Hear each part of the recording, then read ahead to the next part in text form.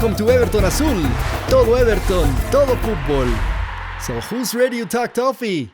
What an FA Cup game yesterday. And to talk about that Everton performance, we have our usual suspects. Tuto, hello Tuto. Javi, ¿cómo estamos? And Nick. Hello Nick.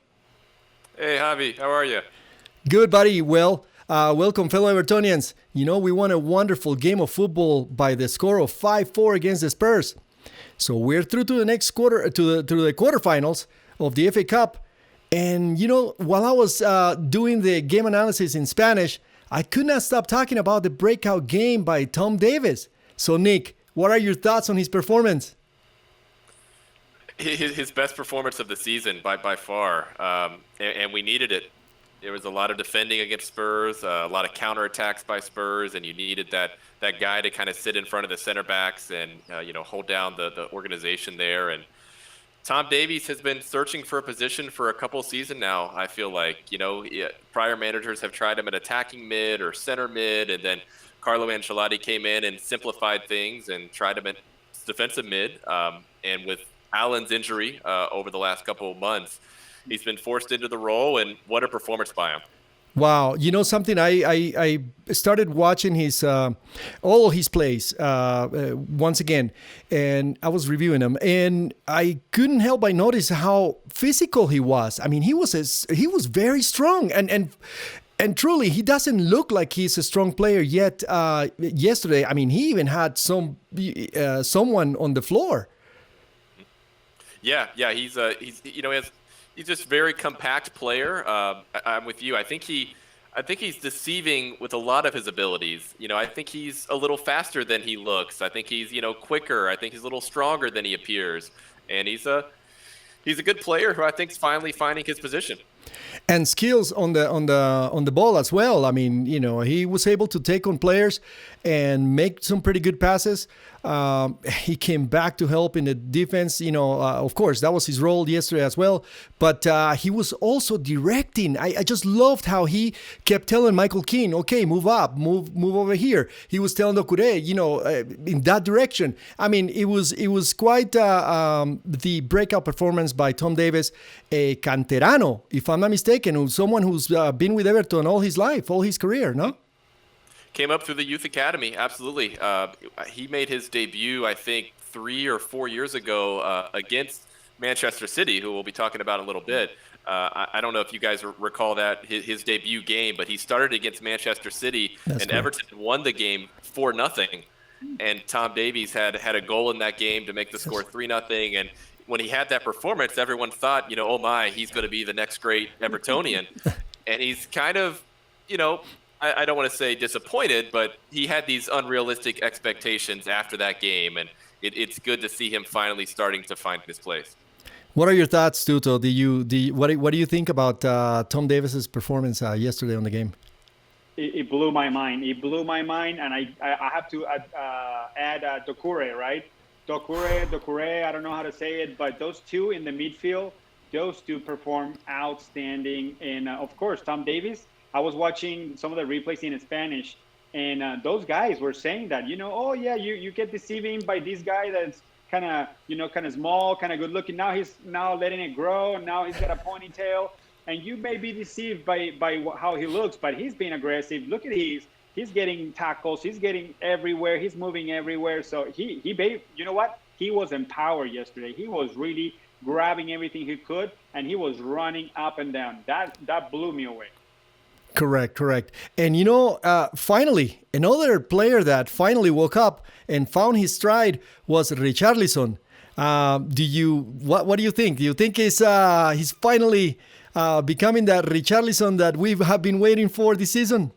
Yeah, he's a younger guy. Like I think Javi, when we spoke a couple weeks ago on Talking Toffee, we talked about how his demeanor and his body language wasn't great, and we were just kind of wondering what was going on with Richarlison. Was his confidence down? And as soon as he scored that first goal yesterday against Tottenham, he flipped the switch. He changed. He was back in the old Richarlison body, and he held up the ball. He didn't give it away. He was involved in so many hold-up plays, and the second goal was just amazing from no angle on his left foot to beat Lloris on that far post. So Is he back? I hope so. He may need to be if Calvert-Lewin's injury is going to, keep him out for a couple games. We'll see what that report is. Richarlison may be forced into the striker role, so we're going to need him. And that's a fact. I mean, Tuto, if you remember, Richarlison loves that striker role much more. So yesterday, one of his goals was just phenomenal, and we couldn't believe that he actually shot it with his left. And I mean, he didn't put it on the first post. I mean, he put it on the second post, far away from the keeper, and he hit that post. He went in. I mean, it was an incredible goal. What do you think about that goal, Tuto? What were your thoughts at that moment? I didn't think he was going to make it, and he made it. It was one of those that the angle was closing, and he just shot. And it was like, how we say it is a golazo, because just the power, how powerful it was. That's how he made it look like he was just killing it, Absolutely. What do you think about that goal, Nick? The timing of it was incredible too. Obviously, to put that, I believe that put us back up 4-3 after the Spurs had come back and equalized. So it was just, in the moment, it was so exciting, and yeah, it was a really good ball. I believe Gylfi played him through, and initially I thought maybe Richarlison was offside, but he held his run up he was on, and he first touch was perfect, and the finish was even better.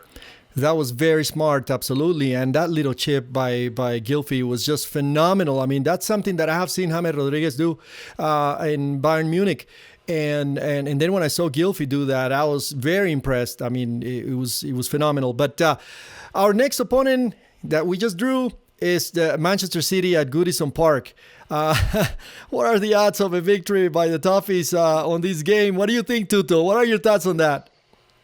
Well, we're advancing. We got to beat whoever runs across our chances, right? So we got to beat them. But, of course, there's so many games they got to go through. They got to go play champions as well. They got to keep going on the Premier League. So hopefully, I mean, they have a much better bench than we do.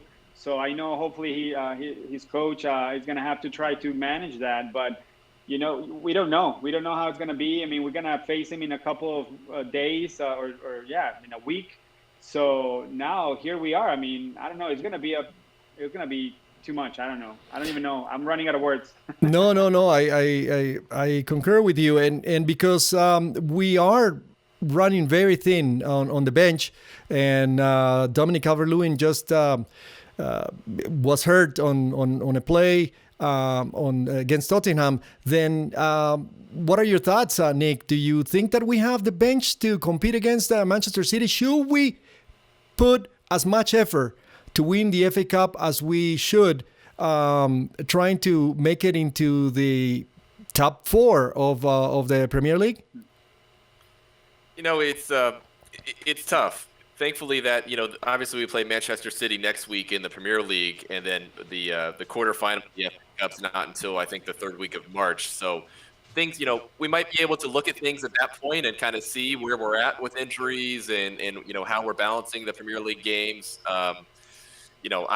Me being a little bit selfish as an Evertonian, as an Everton fan, we don't have a trophy since 1995, and the Red fans on the other side of the city keep reminding us about that. So it is absolutely crucial that we get into Europa at minimum, as far as making transfers in the off season, attracting people to the club. The first thing they're going to look at is, are you playing in a European competition? So you need to make Europa. So that is I think the ultimate goal. I would probably value that slightly higher than an FA Cup win. But if guys are healthy in 6 weeks, if you have, Calvert-Lewin healthy, if James is back to full strength, I think you have to go for it against Man City. You're going to have to beat him to win this competition anyway. I would much rather play him at Goodison than I would potentially in the final at Wembley at a neutral field. So, let's go for it. You got it. Yeah, we got to beat anybody that's in front of us at this point, and that trophy is very important. But first, we must play against Fulham. So they're currently in the 18th position of the table in the relegation zone. And, we keep losing against teams like this one. Why do we allow these teams to find life? Nick, can you please talk to me about this game against Fulham? Yeah, I think I'd made the comment whenever we interviewed last time, the Talking Toffee, that the Newcastle game, those are the types of games we lose, and sure enough, we didn't really show up in that one. Why? I wish I had an answer for you. You know, this year in the Premier League, at least, it seems to be happening to everybody. Liverpool lost to Brighton last week, and Manchester United lost to Sheffield the week before. So it's happening to everybody, but that doesn't make it acceptable. We have to take care of business Saturday. They have a former Evertonian in Ademola Lookman who's been playing really well for them, and they've been competing in a lot of games over the last 3 weeks. I would argue they're probably playing better than Newcastle was playing whenever we lost to Newcastle. So it will be tough. We've got some injuries. We better come out focused. And the thing that I'm most worried about is trying to refocus after the emotions of that 130-minute Tottenham win to try to come back to life, refocus. That will be tough. Yeah, so Tuto, what do you think? You give the young guys a chance on this game against Fulham? I mean, we're talking about Tyler Anyango, we're talking about Nielsen Konku, maybe Thier Smalls. What are your thoughts?